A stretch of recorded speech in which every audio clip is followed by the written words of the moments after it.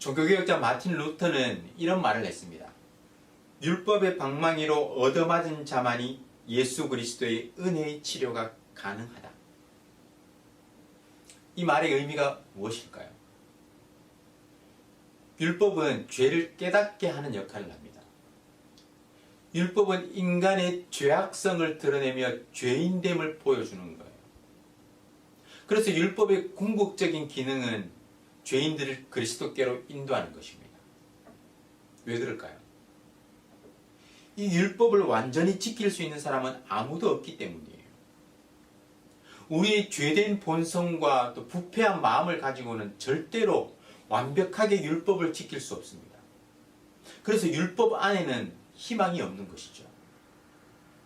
율법으로는 의롭다 함을 얻을 자가 아무도 없는 것입니다. 율법으로는 다만 죄를 깨닫고 죄인된 우리 자신을 발견하게 되는 거예요. 얼마나 부패하고 또 나약하고 더러운 죄인인지 깨닫고 결국은 예수 그리스도의 은혜를 바라보게 하는 것입니다. 오늘 말씀은 우리가 너무나도 잘 아는 십계명 말씀입니다. 흔히 구약 성경에서 율법이라고 하면 이 십계명을 가리키기 때문에 십계명은 어떻게 보면 구약 시대에 주어진 어떤 고리타분한 율법과도 같이 느껴질 때가 있어요. 하지만 십계명은 앞에서 말한 그 율법의 기능도 하면서 동시에 우리에게 주어진 영원한 삶의 규범입니다. 하나님의 백성이 하나님의 백성답게 살아가기 위한 그런 기본 원칙을 다루고 있는 것이죠. 하나님은 모세를 신의 산으로 부르셔서 이스라엘 백성을 위해서 십계명을 비롯하는 각종 언약법을 선물로 주셨습니다. 하나님께서 모세에게 가장 먼저 주신 것이 십계명이었어요. 다른 모든 계명들의 기초를 이루고 있는 이 십계명은 영원한 효력을 가진 절대적인 명령법의 형식을 취하고 있는데요. 십계명은 그 내용에 따라서 크게 두 부분으로 나눌 수 있습니다.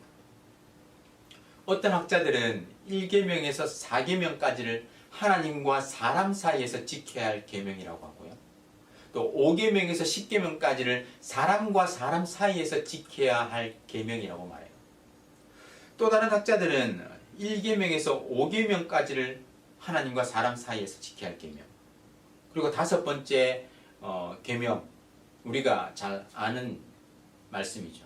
내 부모를 공경하라는 이 말씀을 하나님과 사람 사이에서 지켜야 할 계명이라고 보는 것이죠. 지난 어버이 주일 때 제가 이 부분을 말씀을 드렸었는데, 부모를 공경하는 것이 하나님에 대한 의무에 들어간다는 것입니다. 부모는 우리에게 하나님이 어떤 분이신지를 보여주는 존재죠. 우리는 부모를 통해서 하나님의 존재를 어렴풋이나마 배우게 되는 거예요. 우리의 자녀들은 눈에 보이는 부모에게 순종하는 법을 통해서 눈에 보이지 않는 하나님께 순종하는 법을 배우는 것이죠. 그래서 부모는 하나님의 권위를 나타내고 또 하나님의 사랑을 전달하는 존재인 것입니다. 그래서 5계명을 하나님과의 관계에서 지켜야 할 계명이라고 보는 거예요.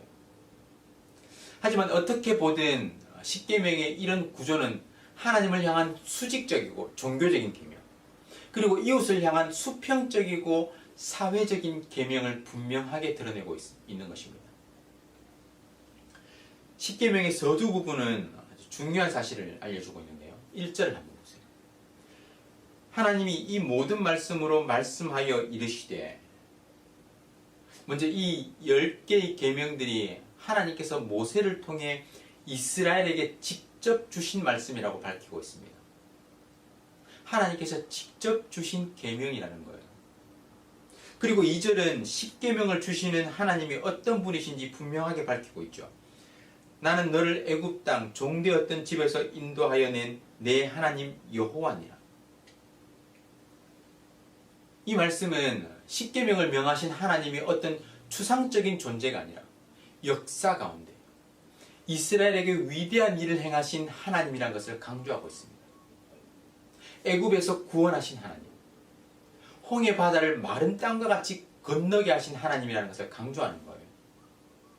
그 구원의 은총을 베푸신 하나님께서 이스라엘에게 주신 명령임을 기억하라는 것입니다. 사실 이 짧은 새벽 시간에 오늘 본문의 10계명을 모두 다룰 수는 없습니다. 한 계명 한 계명이 가진 깊은 의미가 있기 때문이에요. 이 시간에는 그 10계명의 전체적인 의미를 조망해 볼 뿐입니다. 10계명은 율법의 심장이라고 할 수 있습니다. 언약 백성으로서 이 10계명을 지킴으로써 하나님과 이스라엘 사이에 맺어진 그 언약이 유지되는 것이죠. 하지만 10계명을 지키는 것을 언약을 위한 조건으로만 강조하면 우리는 10계명에 주어진 목적을 쉽게 잃어버리고 맙니다. 10계명은 마치 결혼에 있어서 서약과도 같아요. 많은 학자들이 시내산에서 체결되는 그 언약을 하나님과 이스라엘 사이에 행해지는 결혼으로 묘사하는데요. 신랑 되신 하나님께서 이스라엘을 아내로 맞이하시는 거예요. 우리 결혼에서도 마찬가지죠. 결혼 언약에서 상대방에게 요구되는 가장 기본적인 덕목이 무엇입니까? 상대방을 향한 일편단심입니다. 정조를 지키고 또 변함없는 사랑을 베푸는 거예요. 결혼을 하며 서약한 내용들 그 하나하나도 중요하지만 무엇보다 중요한 것은 사랑의 마음입니다. 사랑의 마음 없이 서약한 조건들을 다 지키는 것, 그것은 아무런 의미가 없습니다. 허울 뿐인 결혼 생활이에요. 쇼윈도 부부라고 하지 않습니까? 그 행위를 통해서 남들에게 보여지는 모습은 정상적으로 보여도 실제로는 사랑이 아닌 계약적인 의무만 남은 부부입니다. 그것은 진정한 혼인이라 할 수 없는 것이죠. 10계명을 하나님에 대한 사랑이 아닌 마지못해서 의무처럼 지키는 것은 하나님께서 10계명을 주신 근본 취지를 상실하는 것입니다. 하나님께서 10계명을 주신 목적은요, 사랑이에요. 사랑. 한 율법사가 어느 계명이 가장 크냐며 예수님을 시험했을 때 예수님은 이렇게 말씀하셨죠. 내 마음을 다하고 목숨을 다하고 뜻을 다하여 주 너의 하나님을 사랑하라 하셨으니 이것이 크고 첫째 되는 계명이요 둘째도 그와 같으니 내 이웃을 내 자신같이 사랑하라 하셨으니 이 두 계명이 온 율법과 선지자의 강령입니다.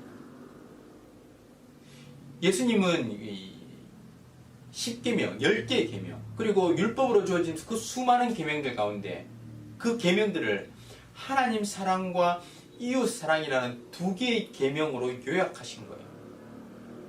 사랑입니다. 바울도 로마서에서 이렇게 말했습니다. 피차 사랑의 빚 외에는 아무에게든지 아무 빚도 지지 말라. 남을 사랑하는 자는 율법을 다 이루었느니라. 간음하지 말라, 살인하지 말라, 도둑질하지 말라, 탐내지 말라 한 것과 그 외에 다른 계명이 있을지라도 내 이웃을 내 자신과 같이 사랑하라 하신 그 말씀 가운데 다 들었느니라. 사랑하는 성도 여러분, 여러분은 이 10계명의 말씀을 어떻게 대하고 계십니까? 고리타분한, 우리에게 더 이상 효력을 미치지 않는 율법처럼 대하고 계십니까? 아니면 우리에게 영원한 효력이 있는 하나님의 백성으로 살아가기 위한 영원한 하나님의 명령으로 대하고 계십니까? 10계명의 말씀은 사랑으로 요약할 수 있습니다. 하나님 사랑과 이웃 사랑을 실천하라는 말씀이에요. 그 근본은 사랑입니다. 우리는 하나님과 언약을 맺은 신부와도 같습니다. 신부에게 요구되는 것은 변함없는 사랑, 신실한 사랑이에요. 하나님을 진정으로 사랑하시되 그 사랑의 마음으로 우리에게 주어진 계명에 순종하며 살아가시길 주님의 이름으로 축원합니다. 서로 사랑하는 것 외에는 아무런 빚을 지지 않고 사랑으로 그 모든 율법의 완성을 이루어가는 저와 여러분의 복된 삶이 되시기를 주님의 이름으로 축원합니다. 우리 구국 기도문을 함께 읽으며 기도하겠습니다. 마음을 다해서 기도에 동참해 주시기 바랍니다. 다 함께 읽겠습니다. 코로나 사태 속에서도 신실하신 하나님을 더욱 신뢰하게 해 주시옵소서. 이 모든 상황을 믿음으로 버티고 인내하며 회복을 경험케 해 주시옵소서. 코로나 재난으로부터 모든 성도들을 눈동자처럼 지켜 보호해 주시옵소서. 코로나19가 베트남과 대한민국과 세계에서 속히 지나가게 해 주시옵소서. 모든 가족과 함께 마음과 정성을 다해 하나님께 예배드리게 해 주시옵소서. 모든 성도가 경성에서 회개하고 의로운 삶의 열매를 맺게 해 주시옵소서. 교회의 생명사역을 적극 추진할 수 있는 여건을 속히 허락해 주시옵소서. 성도들이 처한 모든 환난과 어려움 가운데 피할 길을 허락해 주시옵소서. 성도들의 생업과 삶의 터전을 지켜주시고 결코 좌절하지 않게 해 주시옵소서. 이 땅에 확산되고 있는 코로나를 막아주시고 완전히 종식시켜 주시옵소서. 존귀하신 예수 그리스도의 이름으로 기도드립니다. 아멘. 오늘 말씀을 기억하며 기도하겠습니다.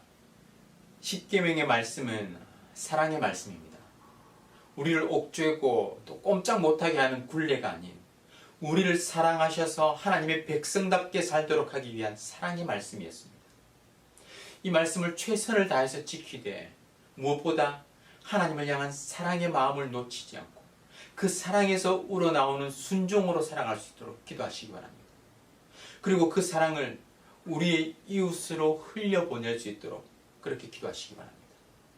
그리고 구국 기도문으로 나라와 민족과 교회의 회복을 위해서 그리고 각 개인과 가정의 기도 제목을 가지고 다 함께 간절하게 기도하겠습니다.